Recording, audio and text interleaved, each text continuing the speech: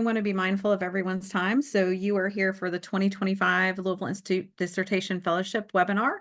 Welcome. We're going to talk to you about everything about the 2025 Dissertation Fellowship. You can ask questions. Feel free to use the Q&A at the bottom.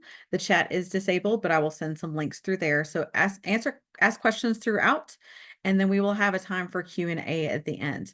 My name is Carrie Lichty, and I am the Assistant Director of Marketing Communications here at the Louisville Institute. I'm the one, if you email fellowships@louisville-institute.org, I'm the one who answers your emails, real person, all the things. So I'm here to answer any questions, and I will be monitoring the Q&A. Right now, I'm going to pass it over to Amy Moiso, who is our Associate Director, and she heads up our Dissertation Fellowship program.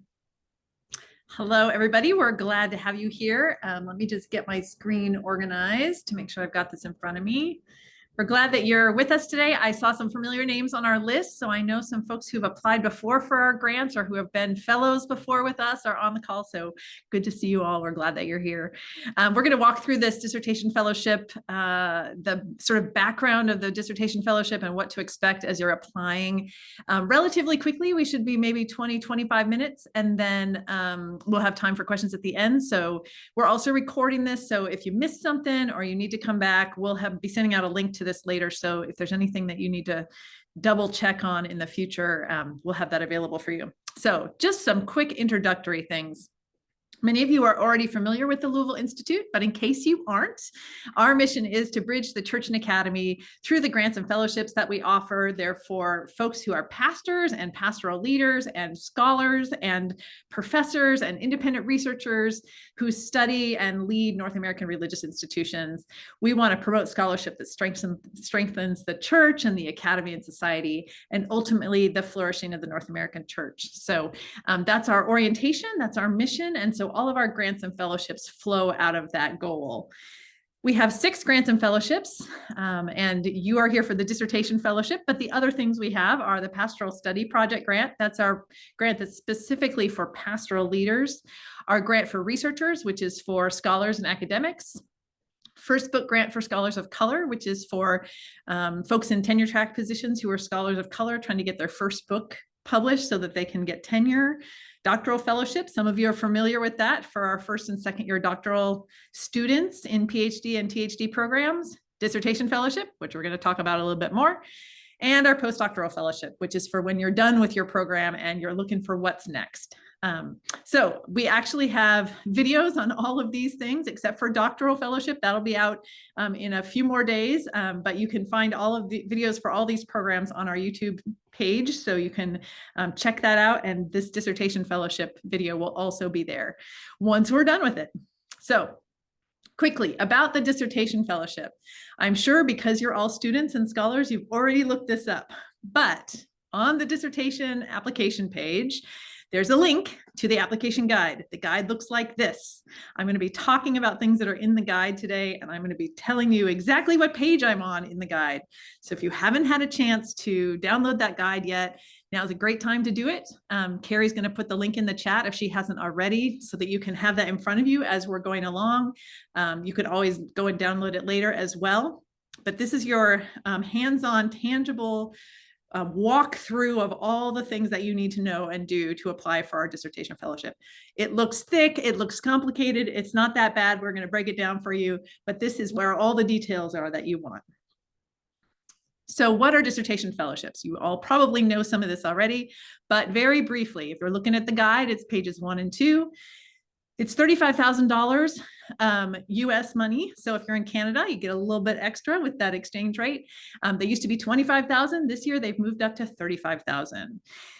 These fellowships are designed to support your final year of dissertation writing. So you're going to want to apply if you are about to begin your final year of writing. So if you're thinking you're going to finish your dissertation in 2026, this is the fellowship for you. We're talking about PhD and THD students. If you're a DMin student, this is not a fellowship for you. These are for research degrees, not practical degrees. If you are a student in a Catholic tradition and you have an STD degree, we also include those here. So PhD or THD are the primary students that we work with. We do occasionally have STD students as well. Your research, in order to be eligible for this fellowship, needs to focus on Christian faith and life, the practice of ministry, religious trends and movements, Christian and other faith-based institutions, and or religion and social issues. It's a pretty wide net. You know already, because I said it, that we're focused on that intersection between church and academy. So that's where we're going to land. Within that, you've got a lot of leeway for the kinds of things that your dissertation and your research can be about that's going to fit into that category.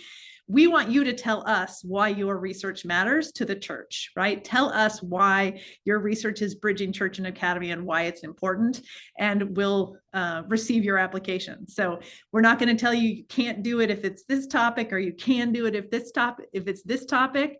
If you're within this larger framework, and you can tell us why your research matters to the North American church, you are eligible. All right, what else is eligibility requirement for this fellowship? This is on page 3 of the guide that you're looking at. You need to be a PhD or THD candidate. You need to be at an accredited graduate school in the United States or Canada. And then you need to have the following. You need to either be a US or Canadian citizen, or you can be an international student, but you have to have the right student visas to study in North America. And you need to already be here. You need to be living in the United States or Canada. That's not for any other reason other than that we can't bring you here. We don't have visa capacity to bring people from other places to participate in our events. We need you to be at an accredited school in North America, and we need you to be in residence in North America. You need to complete all your pre-dissertation requirements and be ABD, all but dissertation, by next February 1st. So when you apply, you already need to be ABD. You can be ABD on January 31st of 2024. Of 2025. That's totally fine, but you need to be done by February 1st, because we need to know that you're actually in your last year of dissertation writing. So I hope that makes sense. That's the timeline. Got to be ABD by February 1st. We know that a lot of programs have different framing of what that looks like. Some people defend a proposal, some people take all their exams and then they're ABD. The idea is we need to know that this is really, really going to be your last year of writing, that you don't have other hoops to jump through before you can get to that actual dissertation writing. And then finally, we are expecting that you're intending to finish your entire dissertation and defend it and graduate before December 31st of 2026. So you don't have to defend by May of 2026, but you need to be done by December. So those are the frames. Be in the United States or Canada, be part of an accredited graduate school, really, really be in your last year of writing, finish your ABD, be ABD by February 1st, finish everything by December 31st. Hopefully that's pretty clear. All right, so here's the overall timeline of how the fellowship works. Due date, February 1, same day you're going to be ABD. We announced the awards in May of 2025, so next May, and then you get the fellowship that following year, so fall of 2025 through fall of 2026. And you can spend the money, the $35,000 comes to you, and you can spend it however you want to support your dissertation writing during any of that time period. It comes in 2 chunks. So you get a check for the first half of it in the fall of 2025. You get a check for the second half in January of 2026. So it's really supposed to align with those 2 semesters, your fall semester 2025, your spring semester 2026, to support that year. If you end up not finishing until the fall of 2026, that's okay too. Winter Seminar is part of the fellowship. It's an event that we hold here in Louisville that you are asked to come and join in as part of the fellowship. I'll say a little bit more about that in a second. That's going to be January of 2026. And what is Winter Seminar? Now we're going to find out. So this is in the guide on page 4. For 3 days here in Louisville, you're going to come with other grantees from our other projects and talk about your project with them.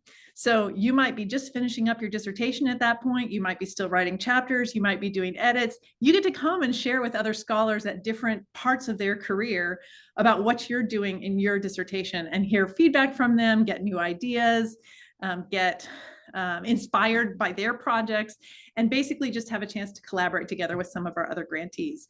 We pay for it. We fly you here. We put you up in a hotel, and you get to hang out with all the other dissertation fellows and other grantees. That's going to be January 21, 22, and 23 of 2026. So put that in your calendar if you're going to apply for the dissertation fellowship. All right. How do you apply? So in the guide, pages 8 to 12 are all the very detailed pieces of how you apply for a dissertation fellowship. So first of all, download that guide, read it through carefully so you know what you need to prepare. You've got some time, right? This isn't due till February, but read it now, then you'll know what's coming. You're going to create an online profile in our portal. If you have applied for things before, you're probably already in there. If you can't remember what email you use, just use that fellowship's email or email Carrie directly. She can get you hooked up to figure out what your previous profile was in there. But create the online profile so that you can do your application. You're going to finish all those things by February 1st. I'm hammering on this because we always have people who don't read the fine print and they're not going to be done in time. And then we have to just toss their application after they put all that work in. So I'm just hitting this again, ABD by February 1st. You're going to get all those application materials together. You're going to submit them online by February 1st. And you're going to send any questions to us. The one, this comes up in a later slide, but just to be clear, your letters of recommendation that go with this actually aren't submitted until after February 1st. They can come in up to February 8th. So when it says all application materials, that's all the stuff that you have to prepare. The letters will come in a little bit later. So what are the pieces of the application? This is in the guide on pages 9 to 11. There's general information about you. Where do you live? Where are you going to school? What's your degree? What's your field of study? What's your dissertation, like summary statement? There's a few other small questions, just a few sentences, very brief, short answer questions in the general information section. Then you're going to offer a dissertation prospectus. Think of this like an essay. We want to know about your project, your research, your methods. What are you writing about? What is this dissertation about? But we also want to know why it matters to you and why you're passionate about it. So this is different than when you're writing something for your committee or someone else to try and prove why you should do this research or why your methods or methodology is important for this particular topic. We want to hear that, but then we also want to know about you and why you care about this topic. Because remember, we want to know why it matters to the North American Church, and we want you to make that argument to us. So whatever your topic is, we want to hear from you about why you are invested in it and why you're excited about it. So make sure you write a prospectus for the application, not just what you've submitted before for your committee or whatever. We want to hear from you about your project and how it relates to who you are as a person. So it's a little bit different than some other applications you might have applied, essays you might have written for other applications. We really do want to know about you as a person and why you're passionate about the work you're doing. You're going to put in a bibliography, just 2 to 3 pages, selective. You don't have to put in everything you've ever read, just some real key texts or other resources for the research that you're doing. We need a transcript. It can be unofficial or official. So we just need to know sort of what you've done and where you are in your program. A CV or a resume could be short, only 4 pages. Please don't send us more than 4. We're going to stop reading at 4. We don't have time to read more than 4 pages. So just those highlights of what you've done.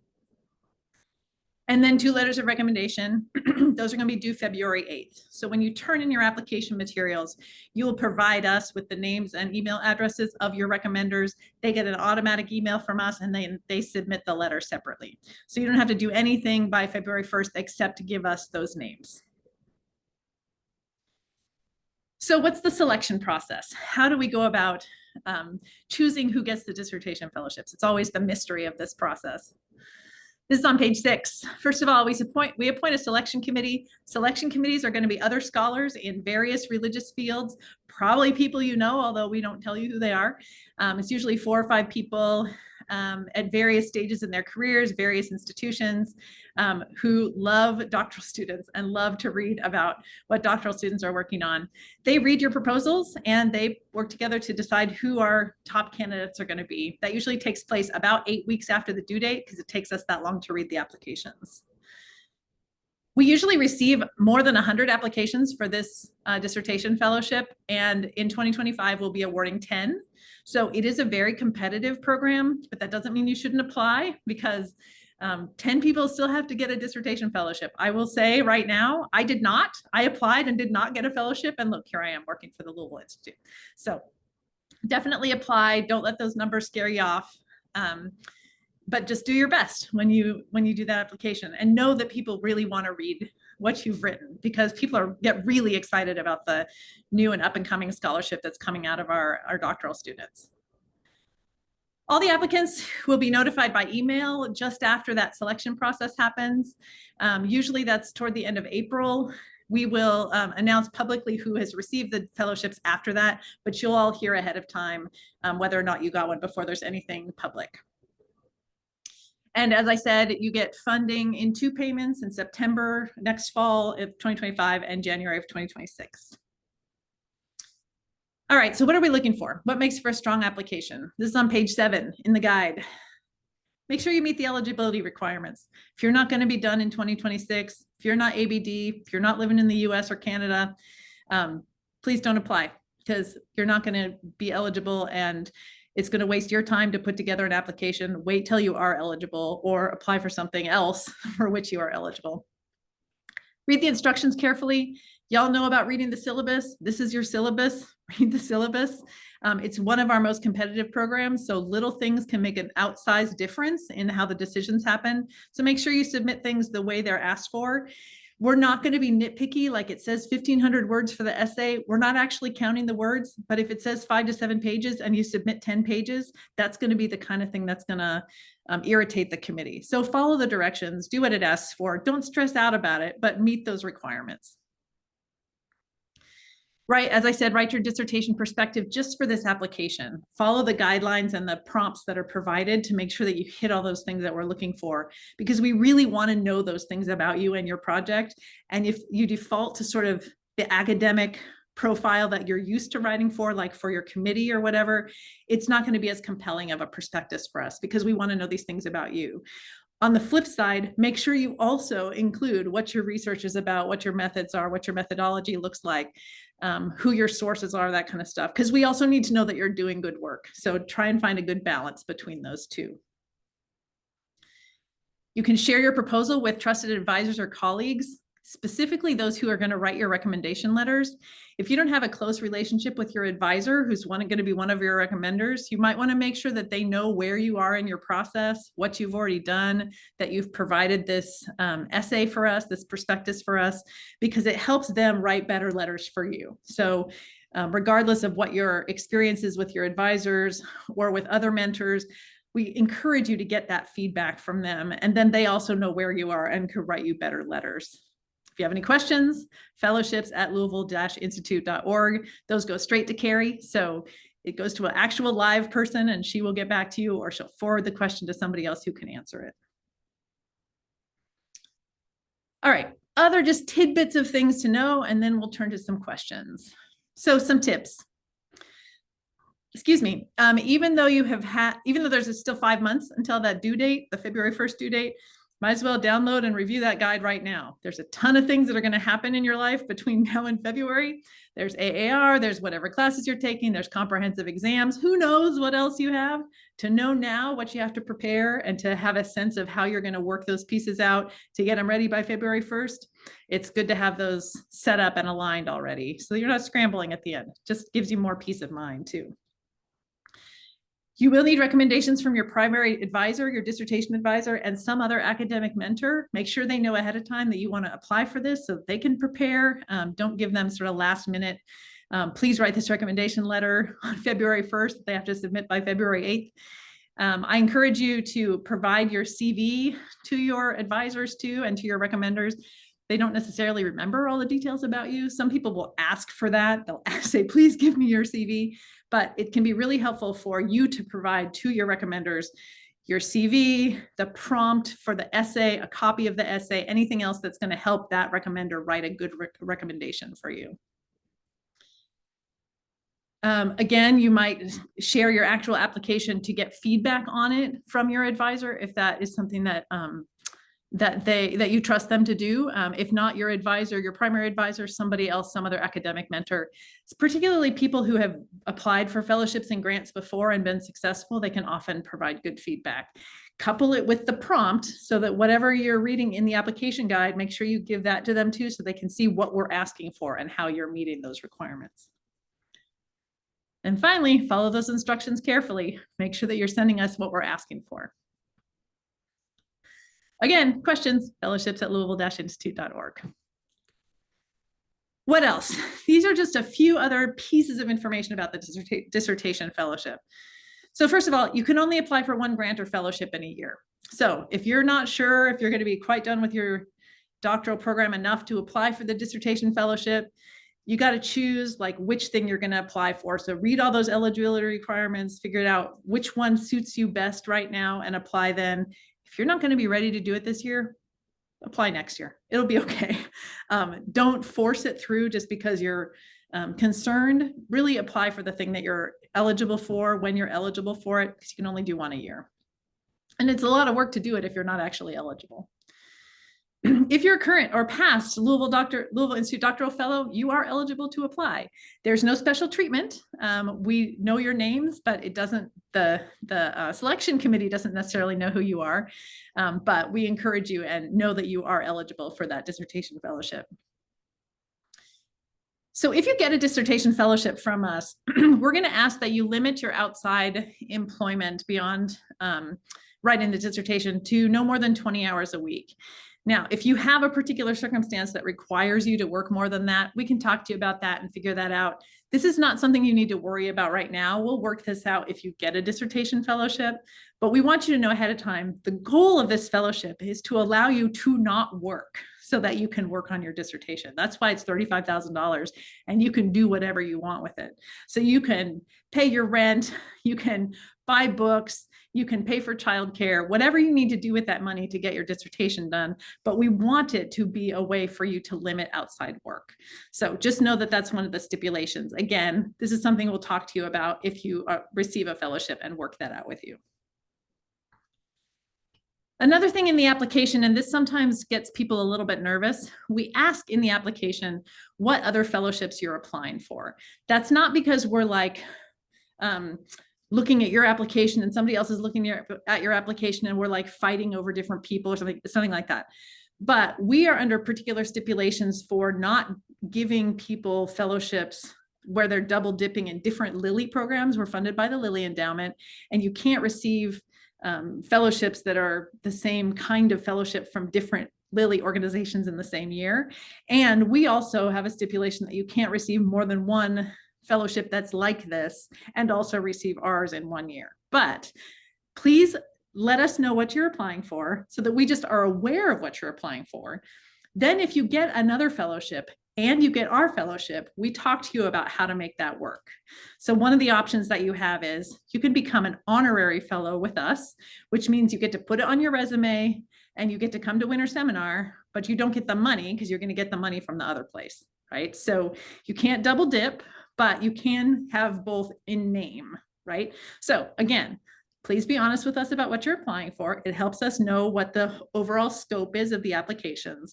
It will not make a difference in whether or not you get a fellowship from us if you've applied for other ones.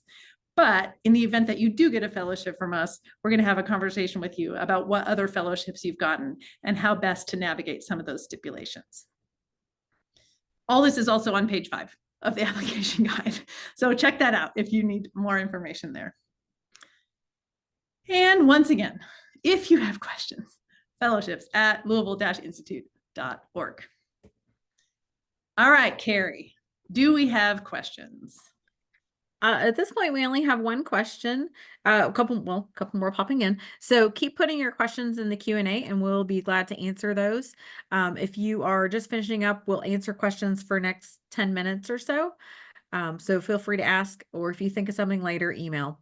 The first one we kind of touched on a little bit, but do you have suggestions for what makes a strong second letter of recommendation?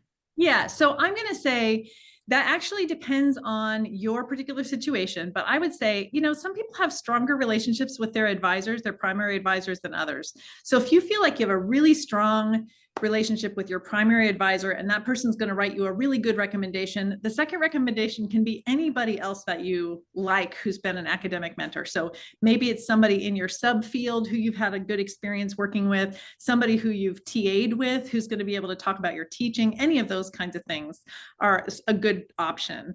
If your primary relationship with your advisor isn't great or isn't that strong, or maybe they're just not that involved, then have the second one be somebody who knows you really well or who knows you a lot better so that they can really speak to who you are as a person. Your advisor's mostly going to say, here's what they're working on, here's why their topic matters. here's how I've seen them teach in class, or here's a lecture I saw them do, or whatever, those kinds of things. And so the second one can be like, who is this person to work with? What have I seen? How have I seen them engage with other students? That kind of stuff. So try and find a balance between those two. And if your primary one doesn't know you very well, find somebody who does for that second recommendation. I hope that'll help a little bit. Second question, in the selection process, are there quotas of particular subfields admitted into the cohorts? For instance, do we balance practical theologians, biblical scholars, and religious historians, etc.? So for the dissertation fellowship, it's a little bit different than some of our other fellowships where we're putting together a group of people who are going to journey together for several years, like in our doctoral and postdoctoral fellowships.